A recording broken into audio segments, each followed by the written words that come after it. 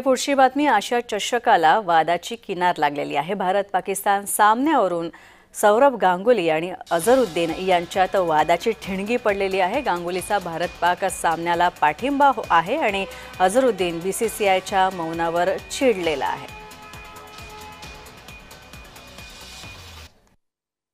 Terrorism has to stop.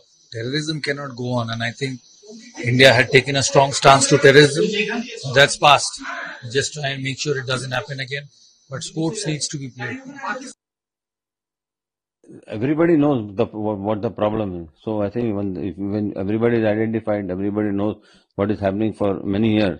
So I think it's in the interest of the country. I think if you are stopping the game, then you should stop all the times. तर आपण पाहतोय आशिया चषकाला वादाची किनार लागलेली आहे। तर अझरुद्दीन आणि सौरभ गांगुली यांच्या दोघांमध्ये या वादाची ठिणगी पडलेली आहे।